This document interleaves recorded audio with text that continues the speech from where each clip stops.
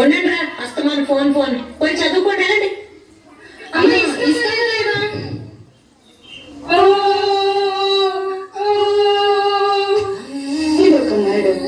మరి తప్పు కదా, అమ్మలే తెంచొచ్చా?